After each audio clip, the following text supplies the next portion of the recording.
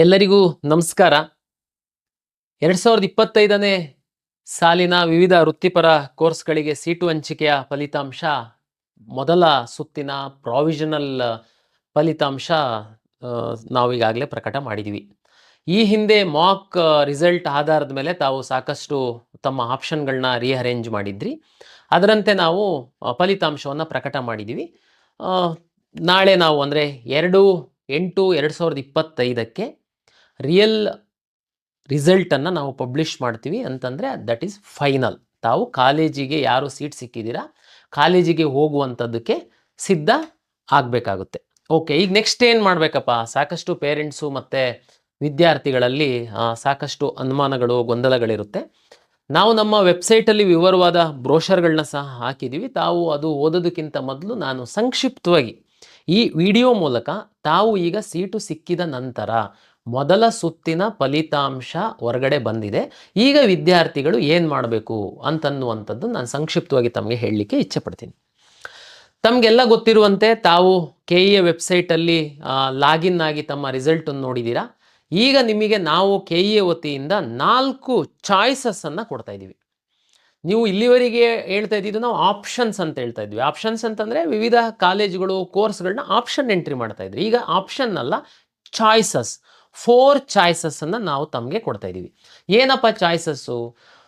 ನಾನು 1 by 1 ತಮಗೆ explain ಮಾಡ್ತೀನಿ.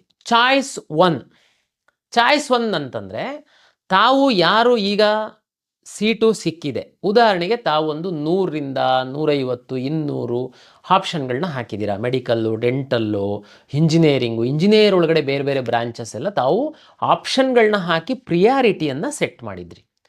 ತಮ್ಮ ಮೀಸಲಾತಿ, ತಮ್ಮ ರ್ಯಾಂಕು ಹಾಗೂ ತಮ್ಮ ಆಪ್ಷನ್ಗಳ ಪ್ರಿಯಾರಿಟಿ ಆಧರಿಸಿ ನಾವು ಸೀಟನ್ನು ಹಂಚಿಕೆಯನ್ನು ಮಾಡಿದ್ದೀವಿ. ಈಗ ನಿಮಗೆ ಸಿಕ್ಕಿರುವಂತಹ ಸೀಟು ಅಂದರೆ ನಿಮ್ಮ ಕನಸೇನೆ, ಉದಾಹರಣೆಗೆ ಒಂದು ಯಾವುದೋ ಪ್ರತಿಷ್ಠಿತ ಕಾಲೇಜಲ್ಲಿ ಕಂಪ್ಯೂಟರ್ ಸೈನ್ಸನ್ನೇ ಮಾಡಬೇಕು ಅನ್ನುವಂಥದ್ದು ತಮ್ಮ ಆಸೆ ಇತ್ತು. ಈಗ ನಿಮಗೆ ಅದೇ ಕೋರ್ಸು ಸಿಕ್ಕಿದೆ. ನಿಮ್ಮದು 2ನೇ ತಾಟೇ ಇಲ್ಲ, ಭಾಳ ಸ್ಪಷ್ಟ ನಿಮ್ಮ ಗುರಿ ಇದೆ. ಆ ಕಾಲೇಜಿಗೆ ಹೋಗಿ ನೀವು ಅಡ್ಮಿಷನ್ ಆಗಿಬಿಡಬೇಕು. ತಕ್ಷಣ ನೀವು ಚಾಯ್ಸ್ 1 ಕ್ಲಿಕ್ ಮಾಡಬೇಕು. ಅಂದರೆ ಏನು ಚಾಯ್ಸ್ 1 ಅಂದರೆ? ಈಗ ನನಗೆ ಸಿಕ್ಕಿರುವಂತಹ ಸೀಟು ನನಗೆ ತೃಪ್ತಿಕರವಾಗಿದೆ, ನಾನು ಫರ್ದರ್ ಯಾವುದೇ ರೌಂಡಲ್ಲಿ ನಾನು ಭಾಗವಹಿಸಲ್ಲ, ನಾನು ಕಾಲೇಜಿಗೆ ಹೋಗಿ ಅಡ್ಮಿಷನ್ ಆಗ್ತೀನಿ ಅನ್ನುವಂಥವ್ರಿಗಿರುವಂಥದ್ದು ಚಾಯ್ಸ್ 1. ಏನಪ್ಪ ಚಾಯ್ಸ್ 1 ಕ್ಲಿಕ್ ಮಾಡಿದ ಮೇಲೆ ಏನೇನು ಪ್ರೊಸೀಜರು ನೋಡಿ. ನಾನೀಗಾಗಲೇ ಹೇಳ್ದಂಗೆ, ಉದಾಹರಣೆಗೆ ನಿಮಗೆ ಸರ್ಕಾರಿ ಮೆಡಿಕಲ್ ಕಾಲೇಜು BMC ತಮ್ಮದೆಲ್ಲರದೂ ಕನಸಾಗಿರುತ್ತೆ. ಮೆಡಿಕಲ್ ಆಸ್ಪಿರೆಂಟ್ಸಿಗೆ ಫಸ್ಟ್ ಪ್ರಿಯಾರಿಟಿ ಬಹುತೇಕ ಹಾಕಿರ್ತೀರ. ನಿಮಗೆ BMC ಸಿಕ್ಬಿಟ್ಟಿದೆ ಕಾಲೇಜು. ನೆಕ್ಸ್ಟ್ ಏನು ಮಾಡಬೇಕು? ನೀವು ಚಾಯ್ಸ್ 1 ಹಾಕಬೇಕು.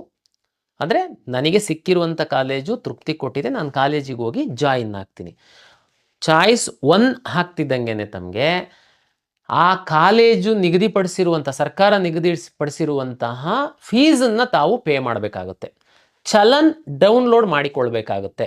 ಇಲ್ಲ ಕೆಲವರು ಆನ್ಲೈನಲ್ಲಿ ಪೇಮೆಂಟ್ ಮಾಡ್ತೀವಿ ಅಂತಂದ್ರೂ, ಸಣ್ಣ ಅಮೌಂಟ್ ಎಲ್ಲ ಇದ್ದು ನೀವು QR ಕೋಡ್ ಸ್ಕ್ಯಾನ್ ಮಾಡಿ ಮಾಡ್ತೀರಾ ಅಂತಂದ್ರೂ ಸಹ ಅವಕಾಶಗಳಿದ್ದಾವೆ.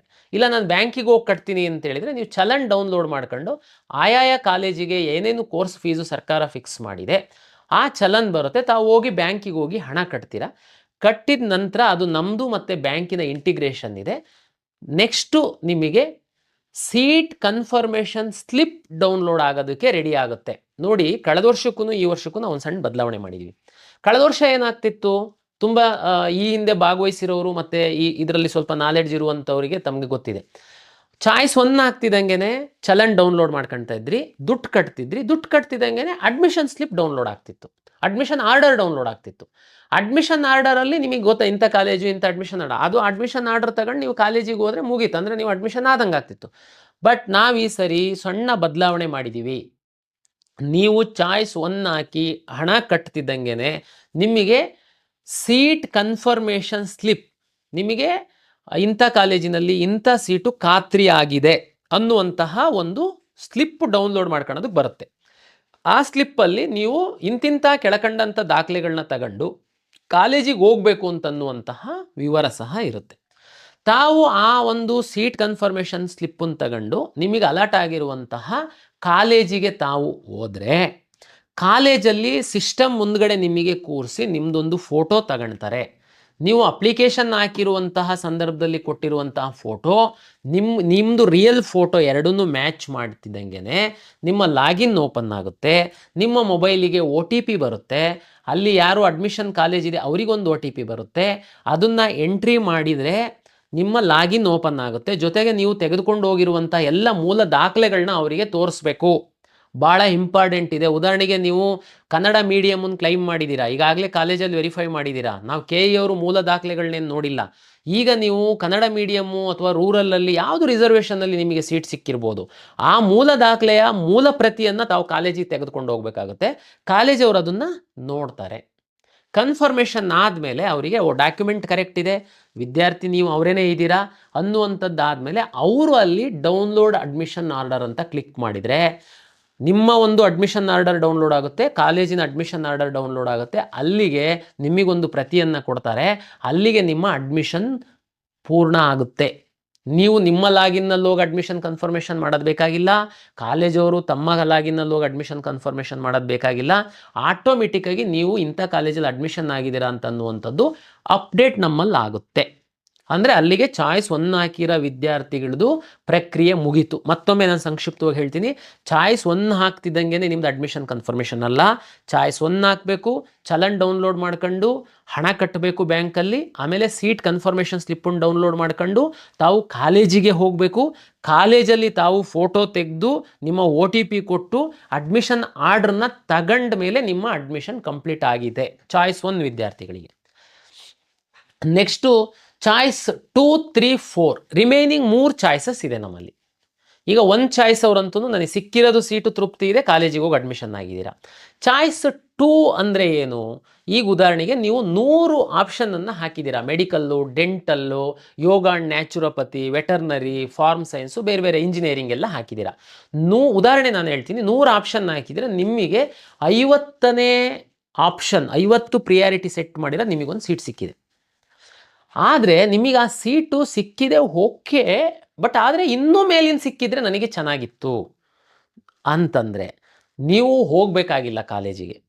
ನಾನು ವೆಯ್ಟ್ ಮಾಡ್ತೀನಪ್ಪ ಇನ್ನೊಂದು ರೌಂಡಿಗೆ, ಯಾರಾದರೂ ಬಿಟ್ಟು ಹೋಗ್ಬೋದು, ಬೇರೆ ಬೇರೆ ಕಾರಣಕ್ಕೆ ಏನಾದರೂ ಮೇಲ್ಗಡೆಗೆ ಅಪ್ಗ್ರೇಡ್ ಆಗುತ್ತೆ ಅಂತಂದರೆ ನಾನು ವೆಯ್ಟ್ ಮಾಡ್ತೀನಿ ಅಂತನ್ನೋರಿಗೆ ಚಾಯ್ಸ್ 2 ಹಾಕ್ತು ಅಂತಂದರೆ ನೀವು ವೆಯ್ಟ್ ಮಾಡಬಹುದು. ನೀವು ನಂದು ಈಗ ಸಿಕ್ಕಿರೋ ಸೀಟ್ ಏನಾಗುತ್ತೆ, ಸಿಕ್ಕಿರೋ ಸೀಟು ನಿಮಗೆ ಖಾತ್ರಿ, ಆ ಸೀಟು ಎಲ್ಲೂ ಹೋಗಲ್ಲ.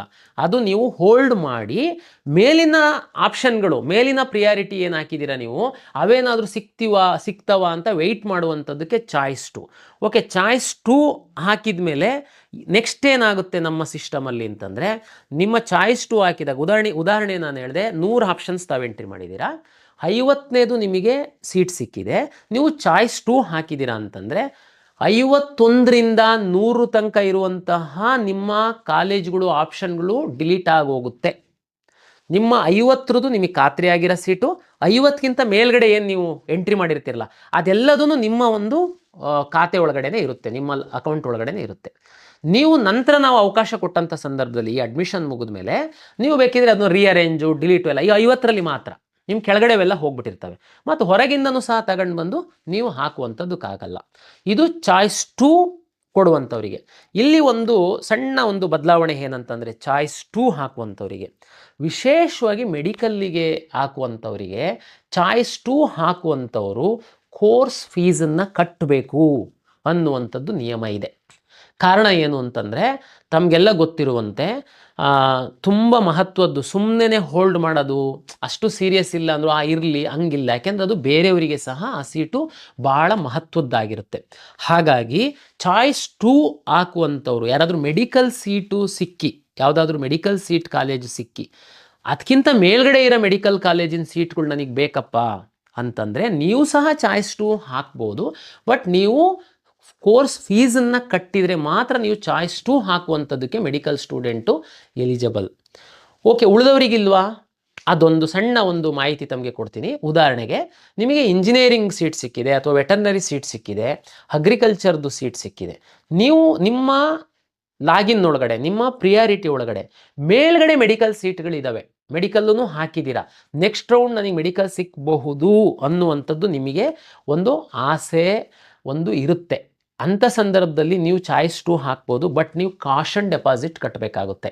1,00,000 ರೂಪಾಯಿ ಕಾಷನ್ ಡೆಪಾಸಿಟ್ ಕಟ್ಟಬೇಕಾಗುತ್ತೆ. ಅಂದರೆ ಮಾತ್ರ ನಿಮ್ಮ ಲಾಗಿನ್ ಒಳಗಡೆ ನಿಮ್ಮ ಚಾಯ್ಸ್ 2ಕ್ಕಿಂತ ಚಾಯ್ಸ್ 2 ಹಾಕಿದಾಗ ನಿಮಗೇನು ಅಲರ್ಟ್ ಆಗಿರೋ ಸೀಟ್ಗಿಂತ ಮೇಲ್ಗಡೆ ಮೆಡಿಕಲ್ ಸೀಟ್ಗಳಿತ್ತು ಅಂತಂದರೆ ಕಾಷನ್ ಡೆಪಾಸಿಟ್ ಕಟ್ಟಿದವರಿಗೆ ನಾವು ಅವಕಾಶ ಮಾಡಿಕೊಡ್ತೀವಿ.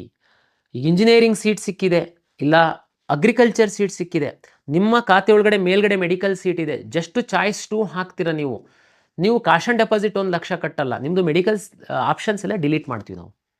ಅಂದರೆ ಸ್ವಲ್ಪ ಸೀರಿಯಸ್ನೆಸ್ ಇರಲಿ ಮೆಡಿಕಲ್ ಸೀಟಿಗೆ, ಸುಮ್ಮನೆ ಒಟ್ರಾಸಿ ಹಾಕಿಡೋಣ ಹಂಗಾಗಲ್ಲ ಅದು. ಅದಕ್ಕೋಸ್ಕರ ನಾವು ಚಾಯ್ಸ್ 2ದವರಿಗೆ ಈ ಒಂದು ನಿಯಮವನ್ನು ತಮಗೆ ಹೇಳ್ತಾ ಇದ್ದೀನಿ.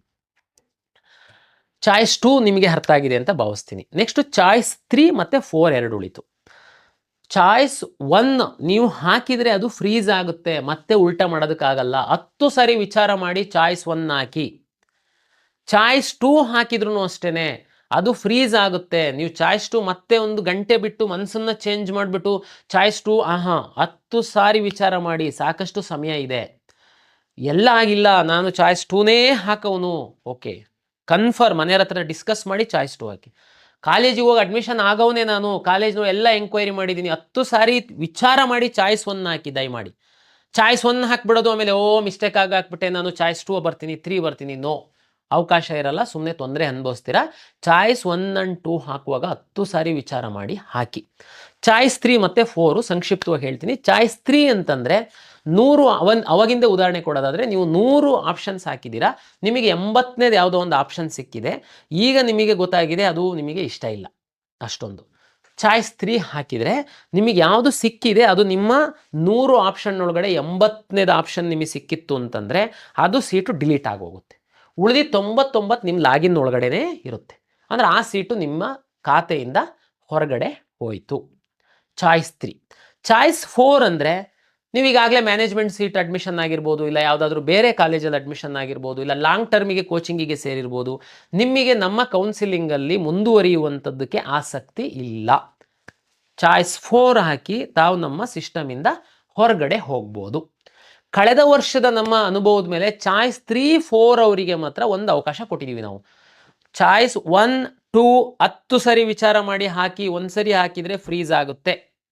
ಚಾಯ್ಸ್ 3 ಮತ್ತು 4 ಉದಾಹರಣೆಗೆ ನಮ್ಮದು 12ನೇ ತಾರೀಕು 5ವರೆಗೆ ಚಾಯ್ಸ್ ಹಾಕುವಂಥದ್ದಕ್ಕೆ ಅವಕಾಶ ನಾವು ಕೊಟ್ಟಿದ್ದೀವಿ ಅಂತಂದರೆ, ಲಾಸ್ಟ್ ಟೈಮ್ ಕೊಟ್ಟಿದ್ದೀವಿ ಅಂತಂದರೆ, ಉದಾಹರಣೆ ನೀವು ಇವತ್ತು ಚಾಯ್ಸ್ 3 ಹಾಕ್ಬಿಡ್ತೀರಾ, ಆಮೇಲೆ ಮನೆಯಲ್ಲೆಲ್ಲ ಚರ್ಚೆ ಮಾಡಿ ನಾನು 3 ಹಾಕಬಾರ್ದಾಗಿತ್ತು, ನಾನು ಕಾಲೇಜಿಗೆ ಹೋಗಿ ಅಡ್ಮಿಷನ್ ಆಗಬೇಕಾಗಿತ್ತು, 1 ಹಾಕಬೇಕಾಗಿತ್ತು ಅಂತ ತಾವು ಮನಸ್ಸು ಬದಲಾವಣೆ ಮಾಡಿದರೆ ಚಾಯ್ಸ್ 3 ಹಾಕಿರೋ ವಿದ್ಯಾರ್ಥಿಗಳು ನಮ್ಮ ಕೊನೆಯ ದಿನಾಂಕದ ಒಳಗಡೆ ತಾವು ಚಾಯ್ಸ್ 1, 2, 4 ಮಾಡಬಹುದು. ಚಾಯ್ಸ್ 4 ಹಾಕಿರುವಂತಹ ವಿದ್ಯಾರ್ಥಿಗಳು ಹಾಕಿದ ನಂತರ ನಮ್ಮ ಕಟ್ ಆಫ್ ಡೇಟಿನೊಳಗಡೆ ನಿಮ್ಮ ಮನಸ್ಸು ಬದಲಾಗಿ ನಮ್ಮ ಸಿಸ್ಟಮಿಂದ ಹೊರಗಡೆ ಹೋಗಿದ್ದವರು, ಇಲ್ಲ ನಾನು ಒಳಗಡೆ ಬರ್ತೀನಿ 3 ಹಾಕ್ತೀನಿ ಹಾಕಬಹುದು, 2 ಹಾಕ್ತೀರಾ ಹಾಕಬಹುದು. ಆದರೆ 2 ಹಾಕಿ ಮತ್ತೆ 1 ಹಾಕೋಕ್ಕಾಗಲ್ಲ, 2, 1 ಫ್ರೀಸ್ ಆಗಿಬಿಡುತ್ತೆ. ಅದನ್ನು 10 ಸರಿ ವಿಚಾರ ಮಾಡಾಕಿ. 3 ಮತ್ತು 4 ಲಾಸ್ಟ್ ಡೇಟ್ ತನಕ ತಾವು ಮನಸ್ಸನ್ನು ಚೇಂಜ್ ಮಾಡಿದರೆ KEಗೆ ಬಂದು ಇಲ್ಲಿ ಅರ್ಜಿ ಕೊಟ್ಕೊಂಡು ನಿಂತ್ಕೋಣ ಅಂತ ಅಗತ್ಯ ಇಲ್ಲ. ಕಳೆದ ವರ್ಷ ನಾವು ಸಾಕಷ್ಟು ನೋಡಿರೋ ಹೊತ್ತಿಗೋಸ್ಕರ ಮಿಸ್ ಆಗಿ ಸೈಬರ್ ಸೆಂಟರಿಗೆ ಕೊಟ್ಟಿರ್ತೀರಾ, 2 ಹಾಕೋದ್ರ ಬದಲು 4 ಹಾಕ್ತಾನೆ, ಸಿಸ್ಟಮಿಂದನೇ ಹೊರಗಡೆ ಹೋಗ್ಬಿಡ್ತೀರಾ, ನಮ್ಮಿಂದ ಒಳಗಡೆ ತಗೊಂಡು ಬರೋದಕ್ಕಾಗಲ್ಲ, ನಿಮಗೆ ತುಂಬ ಮಕ್ಕಳು ತೊಂದರೆ ಅನುಭವಿಸಿದ್ರಿ. ಆ ಕಾರಣಕ್ಕೋಸ್ಕರ 3 ಮತ್ತು 4 ಫ್ಲೆಕ್ಸಿಬಲ್ ಕೊಟ್ಟಿದ್ದೀವಿ. ಲಾಸ್ಟ್ ಡೇಟ್ ತನಕ 3, 4 ನೀವು ಆ ಕಡೆ ಈ ಕಡೆ ಮಾಡ್ಬೋದು. 4 ಹಾಕಿದ್ದವನು ಲಾಸ್ಟ್ ಡೇಟ್ ಒಳಗಡೆ ಮನಸ್ಸು ಬದಲಾವಣೆ ಮಾಡಿದರೆ 1 ಹಾಕಿ ಕಾಲೇಜಿಗೆ ಹೋಗಿ ಅಡ್ಮಿಷನ್ ಆಗ್ಬೋದು.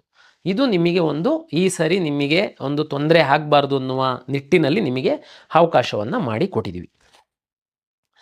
ನಮ್ಮ ಕಳೆದ ವರ್ಷದ ಅನುಭವದ ಪ್ರಕಾರ ಲಾಸ್ಟ್ ಡೇಟ್ ತನಕ ಚಾಯ್ಸೇ ಹಾಕಲ್ಲ ಕೆಲವರು.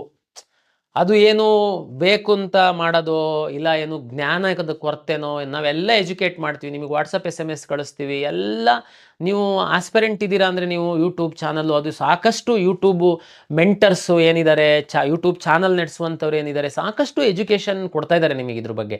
ಸ್ಟಿಲ್ ನೀವು ಈ ಕಡೆ ತಿರುಗೂ ನೋಡಲ್ಲ, ಯಾವುದು ಚಾಯ್ಸ್ ಹಾಕಲ್ಲ. ಅವ್ರನ್ನೇನು ಮಾಡೋದು ನಾವು? ಅವ್ರಿಗೆ ಸೀಟ್ ಅಲಾಟ್ ಆಗಿದೆ, ಸೀಟ್ ಬೇಕು ಅಂತೇಳಿ ಆಪ್ಷನ್ ಎಂಟ್ರಿ ಮಾಡಿರೋ ಎಷ್ಟೋ ಹುಡುಗರುಗಳು ಇದ್ದಾರೆ, ಇನ್ನೂ ಅವರಿಗೆ ಸೀಟ್ ಅಲಾಟ್ ಆಗಿಲ್ಲ. ನಿಮಗೆ ಸೀಟ್ ಅಲಾಟ್ ಆಗಿದೆ, ನೀವು ಯಾವುದೋ ಚಾಯ್ಸ್ ಆಗ್ತಾ ಇಲ್ಲ, ಕಾಲೇಜಿಗೆ ಹೋಗ್ತೀನಿ 1 2 3 4 ನನಗೆ ಎಕ್ಸ್ಪ್ಲೈನ್ ಮಾಡಿದೆ, ಯಾವುದೂ ಆಗ್ತಾ ಇಲ್ಲ. ಲಾಸ್ಟ್ ಇಯರು 16,000 ವಿದ್ಯಾರ್ಥಿಗಳು ಯಾವುದು ಚಾಯ್ಸ್ ಹಾಕಿರಲಿಲ್ಲ. ಅದೇ ನೀವು ಸೀರಿಯಸ್ ಇಲ್ಲ ಅಂತಂದಿದ್ರೆ ನಮ್ಮ ಕೌನ್ಸಿಲಿಂಗಲ್ಲಿ ಯಾಕೆ ಭಾಗವಹಿಸಿದ್ರಿ? ಕೌನ್ಸಿಲಿಂಗಲ್ಲಿ ನೀವು ಭಾಗವಹಿಸಿಲ್ಲ ಅಂತಂದರೆ ಅದೇ 16,000 ವಿದ್ಯಾರ್ಥಿಗಳು ಯಾರೋ ಪಾಪ ಬೇಕಾಗಿರೋ ಅಂತ ಕೆಳಗಿರೋ ಅಂಥವ್ರಿಗೆ ಸೀಟ್ ಸಿಕ್ತಿತ್ತು. ಅದಕ್ಕೆ ನಾವು ಈ ಸರಿ ತೀರ್ಮಾನ ಮಾಡಿದ್ದೀವಿ, ಲಾಸ್ಟ್ ಡೇಟ್ ಒಳಗಡೆ ಯಾರು ಚಾಯ್ಸ್ ಹಾಕಲ್ಲ ಅವ್ರನ್ನ ಕಿತ್ತು ಬಿಸಾಡ್ತೀವಿ ನಮ್ಮ ಕೌನ್ಸಿಲಿಂಗಿಂದ. ಎಷ್ಟು 16 ಹೋದ ವರ್ಷ 16 ಇತ್ತು, ಈ ವರ್ಷ 2,000 ಆಗಲಿ 500 ಆಗಲಿ, ಲಾಸ್ಟ್ ಡೇಟ್ ಒಳಗಡೆ ಯಾರು ಚಾಯ್ಸ್ 1 2 3 4 ಯಾವುದೂ ಹಾಕಲ್ಲ. ನಿಮಗೆ ಆಸಕ್ತಿ ಇಲ್ಲ ಅಂತ ನಾವೇ ತೀರ್ಮಾನ ಮಾಡಿ ನಮ್ಮ ಕೌನ್ಸಿಲಿಂಗ್ ಪ್ರಕ್ರಿಯೆಯಿಂದ ನಿಮ್ಮನ್ನು ಹೊರಗಡೆಗೆ ದೂಕ್ತೀವಿ. ನಿಮಗೆ ಅವಕಾಶ ಇರಲ್ಲ. ಆಸಕ್ತಿ ಇತ್ತು ನೋಡಿ, ಚಾಯ್ಸ್ 4 ಹಾಕಿ ಹೋಗಿ ಅಧಿಕೃತವಾಗಿ ಹೊರಗಡೆ, ನಿಮಗೆ ಇಷ್ಟ ಇಲ್ಲ ಅಂತಂದರೆ. ಆಪ್ಷನ್ ಎಂಟ್ರಿ ಯಾಕೆ ಮಾಡಿದ್ರಿ ನೀವು ಇಷ್ಟ ಇಲ್ಲ ಅಂತಂದರೆ? ಇಲ್ಲಿ ಚಾಯ್ಸ್ ಹಾಕಿ ಅಂತಂದ್ರೆ ನೀವು ಈ ಕಡೆ ತಿರುಗಿ ನೋಡಲ್ಲ, ಇದು ಕ್ರಮ ಸರಿಯಲ್ಲ. ಬೇರೆ ಡಿಸರ್ವ್ ವಿದ್ಯಾರ್ಥಿಗಳು ಇನ್ನೂ ಲೈನಲ್ಲಿದ್ದರು, ಅವರಿಗೆ ಸಿಕ್ತಿತ್ತು. ಆ ಕಾರಣಕ್ಕೋಸ್ಕರ ಯಾರು ಚಾಯ್ಸ್ ಹಾಕಲ್ಲ ನಿಮ್ಮನ್ನು ಹೊರಗಡೆ ನಾವೇನೇ ದೂಕ್ತೀವಿ. ನಮ್ಮ ನೆಕ್ಸ್ಟ್ ನೀವು ಕೌನ್ಸಿಲಿಂಗ್ ಒಳಗಡೆ ಬರೋದಕ್ಕೆ ಅವಕಾಶ ನಾವು ಮಾಡಿಕೊಡಲ್ಲ. ಮತ್ತು ಇನ್ನೊಂದು ವಿಶೇಷವಾಗಿ ಕಳೆದ ವರ್ಷದ ಅನುಭವದ ಮೇಲೆ ನಾನು ಕೆಲವು ವಿದ್ಯಾರ್ಥಿಗಳು, ಅದರಲ್ಲಿ ನರ್ಸಿಂಗಿಗೆ ಸಂಬಂಧಪಟ್ಟಂತೆ, ಅಲೈಡ್ ಹೆಲ್ತ್ ಸೈನ್ಸಸ್ಸಿಗೆ ಸಂಬಂಧಪಟ್ಟಂಥ ವಿದ್ಯಾರ್ಥಿಗಳಿಗೆ ಒಂದು ಕಿವಿ ಮಾತು ಹೇಳಲಿಕ್ಕೆ ಇಚ್ಛೆ ಪಡ್ತೀನಿ. ದಯಮಾಡಿ ನೀವು ಕಾಲೇಜು ನೋಡದೆ ಆಪ್ಷನ್ ಎಂಟ್ರಿ ಮಾಡಿದ್ದು, ಈಗ ನಿಮಗೆ ಯಾವುದೋ ಒಂದು ಕಾಲೇಜು ಅಲಾಟ್ ಆಗಿದೆ ಅಂತಂದರೆ, ಕಾಲೇಜಿಗೆ ಹೋಗ್ತೀನಿ ಅಂಥೇಳಿ ರಪ್ಪ ಅಂತ ನೀವು ಚಾಯ್ಸ್ 1 ಹಾಕಿ ದುಡ್ಡು admission order seat confirmation slip ತಗೊಂಡು ಕಾಲೇಜಿಗೆ ಹೋಗುವಂಥದ್ದನ್ನು ಸಾಧ್ಯವಾದಷ್ಟು ಕಡಿಮೆ ಮಾಡಿ ಎನ್ನುವಂಥದ್ದು ನನ್ನ ವಿನಂತಿ. ಏನು ಹಿಂಗಂದರೆ, ನೀವು ಕಾಲೇಜ್ ನೋಡಿದ್ದೀರಾ, ಕ್ಲಾರಿಟಿ ಇದೆ, ಕಾಲೇಜ್ ಬಗ್ಗೆ ಎಲ್ಲ ಜ್ಞಾನ ಇದೆ, ನಿಮಗೆ ಏನು ಪ್ರಾಬ್ಲಮ್ ಇಲ್ಲ, ಕ್ಲಿಕ್ ಮಾಡಿ ಸೀಟ್ದು ಕನ್ಫರ್ಮೇಷನ್ ಸ್ಲಿಪ್ ತಗೊಳ್ಳಿ, ಹೋಗಿ ಅಡ್ಮಿಷನ್ ಆಗಿ. ಕಾಲೇಜೇ ಎಲ್ಲಿದೆ ಗೊತ್ತಿಲ್ಲ, ಕಾಲೇಜ್ ಹೇಗಿದೆ ಗೊತ್ತಿಲ್ಲ, ಸುಮ್ಮನೆ ಕಂಪ್ಯೂಟ್ರಲ್ಲಿ ನೋಡ್ಬಿಟ್ಟು ಆಪ್ಷನ್ ಎಂಟ್ರಿ ಮಾಡಿಬಿಟ್ಟಿದ್ದೀರಾ. ದಯಮಾಡಿ ನಂದು ಹೆಂಗಿದ್ರು ನಾವು 1 ವಾರ ಟೈಮ್ ಕೊಡ್ತಾ ಇದ್ದೀವಿ. ಇದು ನಿಮ್ಮ ಜೀವನದ ಬಹು ಮುಖ್ಯವಾದಂತಹ ಭಾಗ ಅಡ್ಮಿಷನ್. ಯಾಕೆಂದರೆ ನೀವು ಮುಂದೆ 3-4 ವರ್ಷ ಆ ಕಾಲೇಜಲ್ಲಿ ಇರಬೇಕಾಗುತ್ತೆ. ದಯಮಾಡಿ ನೀವು ಸಾಧ್ಯ ಆದರೆ ಒಂದು ಕಾಲೇಜಿಗೆ ವಿಸಿಟ್ ಮಾಡಿ ನೀವು ನೋಡಿ. ಯಾಕೆಂದರೆ ಆನ್ಲೈನ್ ಇದೆ, ನೀವು ಕಾಲೇಜ್ ಹತ್ರ ಹೋಗಿ ವಿಸಿಟ್ ಮಾಡಿ ಅಲ್ಲೇ. ಯಾಕೆಂದರೆ ನರ್ಸಿಂಗು ವಿಶೇಷವಾಗಿ ಅಲೈಡ್ ಹೆಲ್ತ್ ಸೈನ್ಸಸ್ಸಿಗೆ ನಾವೇನು ಫೀಸು ಕಟ್ಟಿಸ್ಕೊಂತಿಲ್ಲ. ನೀವು ಜಸ್ಟ್ ನಮ್ಮ ಹತ್ರ ಏನು ಪ್ರೊಸೆಸಿಂಗ್ ಫೀಸ್ ಏನಿದೆ ಅದು ಕಟ್ತೀರಾ, ಸೀಟ್ಸ್ ಕನ್ಫರ್ಮೇಷನ್ ಸ್ಲಿಪ್ ತಗೊಂಡು ಕಾಲೇಜಿಗೆ ಹೋಗ್ತೀರಾ, ಕಾಲೇಜಲ್ಲಿ ಕಟ್ಟುವಂಥದ್ದು. ಅದು ಆನ್ಲೈನಲ್ಲಿ ಸಹ, ನಿಮ್ಮ ಮೊಬೈಲಲ್ಲಿ ಸಹ ನೀವು ಮಾಡಿಬಿಡ್ಬೋದು ಅದನ್ನು. ಬಟ್ ನಮಗೆ ಯಾಕೆ ಇದನ್ನು ನಾನು ಹೇಳ್ತಾ ಇದ್ದೀನಿ ಅಂದರೆ, ಕಳೆದ ವರ್ಷ ಏನಾಗಿತ್ತು ನಮಗೆ ಅಂತಂದರೆ, ತುಂಬ ಮಕ್ಕಳು ಅಡ್ಮಿಷನ್ ಆರ್ಡರ್ ಡೌನ್ಲೋಡ್ ಮಾಡ್ಕೊಂಡು ಕಾಲೇಜಿಗೆ ಹೋಗ್ತಾಯಿದ್ರು. ಕಾಲೇಜಿಗೆ ಹೋಗಿ ಅವರು ಏನೋ ಕಾರಣಕ್ಕೆ ಅವರು ಫೀಸ್ ಜಾಸ್ತಿ ಕೇಳಿದರು ಅನ್ನೋದು ಕೆಲವು ಕಾರಣ, ಕಾಲೇಜ್ ಚೆನ್ನಾಗಿಲ್ಲ ಅನ್ನೋದು ಕೆಲವು ಕಾರಣ, ಅವರ ಮನೆಯಿಂದ ಆ ಕಾಲೇಜ್ ಹತ್ರ ಅಂತ ಹಾಕಿದ್ರು, ಆದರೆ ಕಾಲೇಜು ತುಂಬ ದೂರ ಇದೆ, ಬೇರೆ ಬೇರೆ ಕಾರಣ ಗೊತ್ತಲ್ಲ ನಿಮಗೆ. ಪೇರೆಂಟ್ಸು ಮಕ್ಕಳು ನೀವು ಅಡ್ಮಿಷನ್ ಇನ್ನೇನು ಆಗಿಬಿಡ್ಬೇಕು ಅಂದಾಗ ಬೇರೆ ಬೇರೆ ಕಾರಣಗಳು ಬರ್ತವೆ. ಆವಾಗ ನೀವು ಅಡ್ಮಿಷನ್ ಆರ್ಡರ್ ಡೌನ್ಲೋಡ್ ಮಾಡ್ಕೊಂಡಿರೋರು KEಗೆ ಬರೋಕ್ಕೆ ಶುರು ಮಾಡಿದ್ರಿ. ಸರ್ ನಂದು ಕ್ಯಾನ್ಸಲ್ ಮಾಡಿ ಸರ್, ಕಾಲೇಜ್ ಇಷ್ಟ ಇಲ್ಲ. ಸರ್ ಕ್ಯಾನ್ಸಲ್ ಮಾಡಿ ಸರ್, ನಮ್ಮ ಮನೆಯಿಂದ ದೂರ ಆಗುತ್ತೆ. ಸರ್ ಕ್ಯಾನ್ಸಲ್ ಮಾಡಿ ಸರ್, ಅಲ್ಲಿ ಕಾಲೇಜಲ್ಲಿ ಹೋದರೆ ಏನೇನೋ ಕೇಳ್ತಾ ಇದ್ದಾರೆ, ನಮಗೆ ಕಲಿಯೋಕ್ಕಾಗಲ್ಲ ಸರ್. ಅದಕ್ಕೇ ನಾನು ವಿನಂತಿ ಮಾಡ್ಕೊಳ್ತೀನಿ ನೋಡಿ. ಆಮೇಲೆ ನಾವು ಮಾಡೋಕ್ಕಾಗಲ್ಲ, ಒಂದ್ಸರಿ ತಾವು ಡೌನ್ಲೋಡ್ ಮಾಡ್ಕೊಂಡಾದ್ಮೇಲೆ ನಿಮ್ಗೆ ಕ್ಯಾನ್ಸಲ್ ಮಾಡೋದಕ್ಕಾಗಲ್ಲ. ನಿಮ್ಮನ್ನು ಒಳಗಡೆ ಸಿಸ್ಟಮಿಗೆ ಬಿಟ್ಕೊಂಡು ತುಂಬ ಗೊಂದಲ ಆಗ್ಬಿಡುತ್ತೆ. ಅದಕ್ಕೇ ನಾನು ನಿಮ್ಮಲ್ಲಿ ವಿನಂತಿ ಮಾಡ್ಕೊಂಡು, ಟೈಮ್ ಇದೆ, 1 ವಾರದ ತನಕ ಟೈಮ್ ಇದೆ. ನಿಮ್ಮ 3-4 ವರ್ಷ ನೀವು ಆ ಕಾಲೇಜಲ್ಲಿ ಕಳಿಬೇಕು. ಕಾಲೇಜ್ ಬಗ್ಗೆ ಸ್ವಲ್ಪ ತಿಳ್ಕೊಂಡು ನೀವು ಇಲ್ಲ ಅಂತಂದರೆ ಸರ್, ಇಲ್ಲ ಅಂತಂದರೆ ನಂಗೆ ಕಾಲೇಜ್ ಇಷ್ಟ ಆಗಿಲ್ಲ. ನೋಡಿ, ಚಾಯ್ಸ್ ಹಾಕೋದಕ್ಕೆ ಮೊದಲೇ ನಿಮಗೆ ಆ ಕಾಲೇಜ್ ಇಷ್ಟ ಆಗಲ್ಲ ಅಂತಂದರೆ ನೀವು ಚಾಯ್ಸ್ 3 ಹಾಕ್ಬೋದಾ? ಅವಕಾಶ ಇದೆ. ಆ ಕಾಲೇಜ್ ಹೊರಟೋಗುತ್ತೆ ನಿಮ್ಮ ಲಾಗಿನಿಂದ, ನೆಕ್ಸ್ಟ್ ರೌಂಡಿಗೆ ನೀವು ಬರ್ಬೋದು. ಅದು ಅವಕಾಶ ನಾವು ಕೊಟ್ಟಿದ್ದೀವಿ. ಬಟ್ ನೀವು ಅಡ್ಮಿಷನ್ ಆರ್ಡ್ರನ್ನ, ಸೀಟ್ ಕನ್ಫರ್ಮೇಷನ್ ಸ್ಲಿಪ್ ತಗೊಂಡು ಕಾಲೇಜಿಗೆ ಹೋಗಿ ಆಮೇಲೆ ಕ್ಯಾನ್ಸಲ್ ಅಂತಂದರೆ ನೀವು ಇಲ್ಲಿ 10 ಸಾರಿ ಬರೋದು. ನಮ್ಮ ಸಿಸ್ಟಮ್ ಒಳಗಡೆ ಅದು ಮಾಡೋದಕ್ಕೆ ನಮಗಾಗಲ್ಲ. ತುಂಬಾ ನಮಗೆ ಕಷ್ಟ ಕೊಟ್ಟಿದ್ದೀರ ಲಾಸ್ಟ್ ಇಯರ್. ದಯಮಾಡಿ ವಿನಂತಿಯನ್ನು ಮಾಡಿಕೊಳ್ತೀನಿ, ತಕ್ಷಣ ಕಾರ್ಯಪ್ರವೃತ್ತರಾಗಿ. ಯಾರ್ಯಾರಿಗೆ ಯಾವ್ಯಾವ ಸೀಟ್ ಸಿಕ್ಕಿದೆ, 3 ವರ್ಷ ಕಲಿಯುವಂಥದ್ದು, ಕಾಲೇಜು ಹಿನ್ನೆಲೆ, ಕಾಲೇಜ್ ನೋಡೋದಿದ್ರೆ ನೋಡಿ, ತಂದೆ ತಾಯಿ ಕರ್ಕೊಂಡೋಗಿ ಸೂಕ್ತ ತೀರ್ಮಾನ ತಗೊಳ್ಳಿ. ಅಲ್ಲೇ ಕವಿಯನ್ ಆನ್ಲೈನ್ ಇದೆ, ಕಾಲೇಜಿಗೆ ಹೋಗ್ತೀರಾ, ಎಲ್ಲ ಇಷ್ಟ ಆಯಿತು, ಚಾಯ್ಸ್ ಅಲ್ಲೇ ಹಾಕಿ, ಅಲ್ಲೇ ಡೌನ್ಲೋಡ್ ಮಾಡ್ಕೊಳ್ಳಿ, ಅಲ್ಲೇ ಅಡ್ಮಿಷನ್ ಆಗಿ ಮುಗ್ದೋಯ್ತು ಅಷ್ಟೇ. ಭಾಳ ಸಿಂಪಲ್ ಮಾಡಿದ್ದೀವಿ ನಾವು. ಇದನ್ನು ಜ್ಞಾನದಲ್ಲಿ ಇಟ್ಕೊಳ್ಳಿ. ಸುಮಾರು ಇಂಜಿನಿಯರಿಂಗ್ ಕಾಲೇಜ್ ವಿದ್ಯಾರ್ಥಿಗಳಿಗೂ ಸಹ ಇದು ಅನ್ವಯಿಸುತ್ತೆ. ತಾವು ಸಹ ಎಲ್ಲರೂ ನಾನು ಹೇಳೋದು, ನೀವು ಸ್ಟಡಿ ಮಾಡಿ. ವಿಶೇಷವಾಗಿ ನರ್ಸಿಂಗ್, ಅಲೈಡ್ ಹೆಲ್ತ್ ಸೈನ್ಸಸ್ ಹೇಳಿದೆ, ಉಳಿದಂಥವ್ರು ತಾವು ಕಾಲೇಜ್ ಬಗ್ಗೆ ಸ್ಟಡಿ ಮಾಡಿ ನೀವು ಚಾಯ್ಸ್ ಹಾಕಿ ಸ್ಟಡಿ ಮಾಡೋಕ್ಕೆ ಹೋಗಬೇಡಿ. ಚಾಯ್ಸ್ ಹಾಕ್ಬಿಟ್ಟು ಆಮೇಲೆ ಕಾಲೇಜ್ ಇಷ್ಟ ಇಲ್ಲ, ಉಲ್ಟಾ ಮಾಡೋಕ್ಕಾಗಲ್ಲ. 3-4 ಮಾತ್ರ, 1 and 2 ಫ್ರೀಸ್ ಆಗುತ್ತೆ. ಮತ್ತೆ ಹೇಳ್ತಾ ಇದ್ದೀನಿ. ಓಕೆ, ಅಂತಿಮವಾಗಿ ನಾನು ಮೆಡಿಕಲ್ ವಿದ್ಯಾರ್ಥಿಗಳಿಗೆ ಸಂಬಂಧಪಟ್ಟಂತೆ ಒಂದು ಮಾತು ಹೇಳಲಿಕ್ಕೆ ಇಚ್ಛೆ ಪಡ್ತೀನಿ. MCC ಅವರು ಫಸ್ಟ್ ರೌಂಡ್ ಮಾಡಿದ ಮೇಲೆ KE ಅವರು ಫಸ್ಟ್ ರೌಂಡ್ ಮಾಡಬೇಕು. ಬಟ್ ಈಗ MCC ಅವರು ನಿನ್ನೆ ಮತ್ತೆ ಸಹ 2 ದಿನ ಎಕ್ಸ್ಟೆಂಡ್ ಮಾಡಿದ್ದಾರೆ. ಬಟ್ ನಾವು ರಿಸಲ್ಟನ್ನು ಪಬ್ಲಿಷ್ ಮಾಡಿದ್ದೀವಿ. ಈ ಹಿಂದಿನ ವಿಡಿಯೋದಲ್ಲೇ ನಾನು ಹೇಳಿದ್ದೀನಿ, ಫಸ್ಟು ರೌಂಡಲ್ಲಿ ನಮ್ಮ ರಿಸಲ್ಟು ಅವರ ರಿಸಲ್ಟು ಸೈಮಲ್ಟೇನಿಯಸ್ಲಿ ಒಟ್ಟೊಟ್ಟಿಗೇ ಬಿಟ್ಟರೆ, ಹಿಂದೆ ಮುಂದೆ ಬಿಟ್ಟರೆ ಯಾವ ವಿದ್ಯಾರ್ಥಿಗಳಿಗೂ ಏನು ಪ್ರಾಬ್ಲಮ್ ಇಲ್ಲ. ಆದರೆ ಒಂದು ಪ್ರಾಬ್ಲಮ್ ಇದೆ.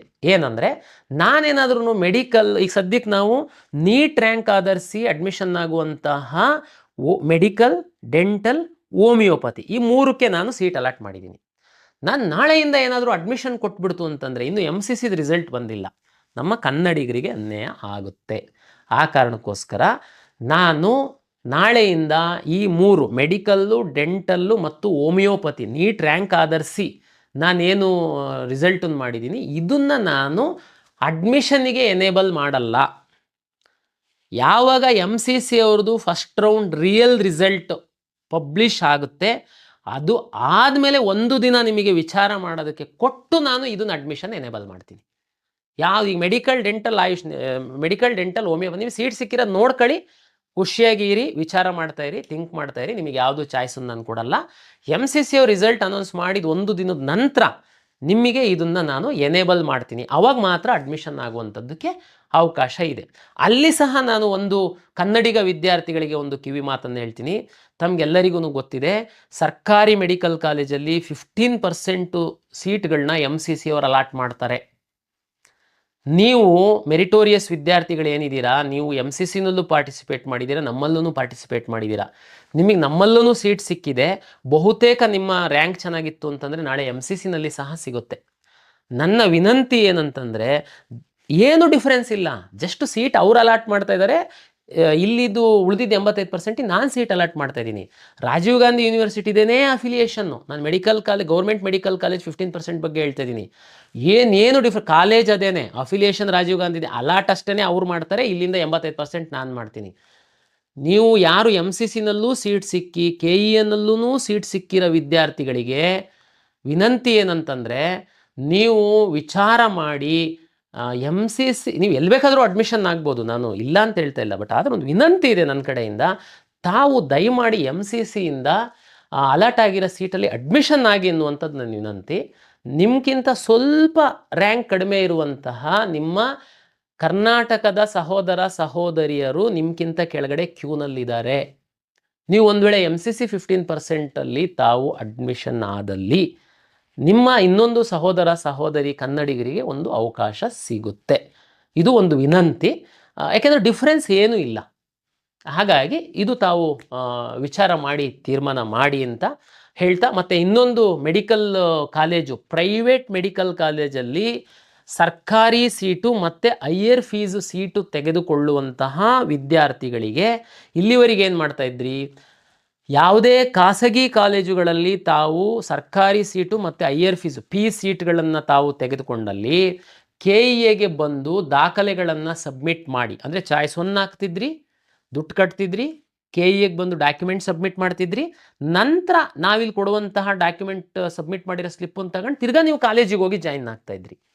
ನೋಡಿ, ಉದಾಹರಣೆಗೆ ಬೀದರ್ ಒಬ್ಬ ವಿದ್ಯಾರ್ಥಿಗೆ ಕಲಬುರಗಿ ಮೆಡಿಕಲ್ ಪ್ರೈವೇಟ್ ಕಾಲೇಜಲ್ಲಿ ಗೌರ್ಮೆಂಟ್ ಸೀಟ್ ಸಿಕ್ಕಿದೆ ಅಂದರೆ ಬೀದರಿಂದ ಬೆಂಗಳೂರಿಗೆ ಬಂದು ಇಲ್ಲಿ ಡಾಕ್ಯುಮೆಂಟ್ ಸಬ್ಮಿಟ್ ಮಾಡಿ ತಿರ್ಗಾ ಮತ್ತೆ ನೀನು ಕಲಬುರಗಿಗೆ ಹೋಗಬೇಕಾಗಿತ್ತು. ನಾವಿದನ್ನು ಮಾನ್ಯ ವೈದ್ಯಕೀಯ ಸಚಿವರೊಂದಿಗೆ ಈ ಬಗ್ಗೆ ನಾನು ಮನವರಿಕೆ ಮಾಡಿಕೊಟ್ಟಿದ್ದಾಗ ಅವರು ಸಹ ಒಪ್ಪಿದ್ದಾರೆ. ಈ ಹಿಂದೆ ಇದನ್ನು ಯಾಕೆ ಮಾಡಿದ್ರು ಅಂತಂದರೆ ತಮಗೆಲ್ಲ ಗೊತ್ತಿತ್ತು, ಒಂದಷ್ಟು ಬ್ಲಾಕಿಂಗು ಅದು ಇದು ಎಲ್ಲ ಆಗ್ತಿತ್ತು ಅಂತ. ಬಟ್ ಈಗೆಲ್ಲ ತಮ್ಗೆ ಗೊತ್ತಿದೆ, ನಿಯಮ ಚೇಂಜ್ ಆಗಿದೆ. 1 ಸೀಟ್ ಉಳಿದ್ರೂ ಸಹ ಅದು KEAಗೆ ಬರಬೇಕು, KEA ಅವರು ಅಲಾಟ್ ಮಾಡುವಂಥದ್ದು. ಹಾಗಾಗಿ ಈಗ ಯಾರು ಬ್ಲಾಕು ಅದು ಇದು ಮಾಡುವಂಥದ್ದು ಪ್ರಶ್ನೆನೇ ಇಲ್ಲ. ಹಾಗಾಗಿ ಯಾರಿಗೆ ಪ್ರೈವೇಟ್ ಕಾಲೇಜಲ್ಲಿ ಗೌರ್ಮೆಂಟ್ ಸೀಟ್ ಸಿಕ್ಕಿದೆ ಮತ್ತು ಹೈಯರ್ ಫೀಸಿನ ಸೀಟ್ ಸಿಕ್ಕಿರುವಂಥವರು ಈ ಬಾರಿ ತಾವು ಕಷ್ಟಪಟ್ಟು KEAಗೆ ಬಂದು ದಾಖಲೆಯನ್ನು ಸಬ್ಮಿಟ್ ಮಾಡಿ ಕಾಲೇಜಿಗೆ ಹೋಗುವಂತಹ ಅಗತ್ಯ ಇಲ್ಲ. ತಾವು ಚಾಯ್ಸ್ 1 ಹಾಕಿ ದುಡ್ಡು ಕಟ್ಟಿ ನೇರವಾಗಿ ಕಾಲೇಜಿಗೆ ಹೋಗಿ ಅಲ್ಲಿ ಮೂಲ ದಾಖಲೆಗಳನ್ನು ಕೊಟ್ಟು ಅಡ್ಮಿಷನ್ ಮಾಡಿಕೊಳ್ಳುವಂತಹ ಒಂದು ವ್ಯವಸ್ಥೆಯನ್ನು ನಾವು ಈ ಬಾರಿ ಮಾಡಿದ್ದೀವಿ. ಇದು ತಮಗೆ ಒಂದು ಅನುಕೂಲ ಆಗುತ್ತೆ ಅಂತ ನಾನು ಭಾವಿಸಿದ್ದೀನಿ. ಇಷ್ಟು ಕರ್ನಾಟಕ ಪರೀಕ್ಷಾ ಪ್ರಾಧಿಕಾರದ ವತಿಯಿಂದ ಮೊದಲ ಸುತ್ತಿನ ಫಲಿತಾಂಶದ ನಂತರ ವಿದ್ಯಾರ್ಥಿಗಳು ಏನು ಮಾಡಬೇಕಾಗಿದೆ ಅನ್ನುವಂತಹ ಒಂದು ವಿಷಯವನ್ನು ಸಂಕ್ಷಿಪ್ತವಾಗಿ ನಾನು ನಿಮಗೆ ಇಲ್ಲಿ ಹೇಳಿದ್ದೀನಿ. ಹೆಚ್ಚಿನ ಇನ್ನೂ ಮಾಹಿತಿ ಬೇಕು ಅಂತಂದರೆ ತಾವು ನಮ್ಮ ವೆಬ್ಸೈಟಲ್ಲಿ ನೋಡಿ ವಿವರವಾದಂತಹ ಒಂದು ಬ್ರೋಷರನ್ನು ನಾವು ಪಬ್ಲಿಷ್ ಮಾಡಿದ್ದೀವಿ. ಮತ್ತೊಮ್ಮೆ ನಾನು ಎಲ್ಲರಿಗೆ ವಿನಂತಿಯನ್ನು ಮಾಡಿಕೊಳ್ತೀನಿ, ತಾಳ್ಮೆಯಿಂದ ಇರಿ, ಸಾಕಷ್ಟು ಸಮಯವನ್ನು ಕೊಡ್ತೀವಿ. ಪೇರೆಂಟ್ಸ್ ಜೊತೆ ವಿದ್ಯಾರ್ಥಿಗಳು ವಿಚಾರ ಮಾಡಿ ಈ ಚಾಯ್ಸ್ ಹಾಕುವಂತಹ ಕೆಲಸವನ್ನು ಮಾಡಿ ಅಂಥೇಳಿ ಎಲ್ಲರಲ್ಲಿ ವಿನಂತಿಯನ್ನು ಮಾಡಿಕೊಳ್ತಾ, ಕರ್ನಾಟಕ ಪರೀಕ್ಷಾ ಪ್ರಾಧಿಕಾರದ ವತಿಯಿಂದ ಈಗ ಏನು ಮೊದಲ ಸುತ್ತಿನಲ್ಲಿ ತಮ್ಮ ಇಚ್ಛೆಯಂತೆ ಸೀಟು ಪಡೆದಿರುವಂತಹ ಎಲ್ಲ ವಿದ್ಯಾರ್ಥಿಗಳಿಗೆ ಒಂದು ಶುಭವನ್ನು ಕೋರ್ತಾ ಮತ್ತೊಮ್ಮೆ ತಮಗೆಲ್ಲರಿಗೂ ಪ್ರಾಧಿಕಾರದ ವತಿಯಿಂದ ನಮಸ್ಕಾರಗಳು.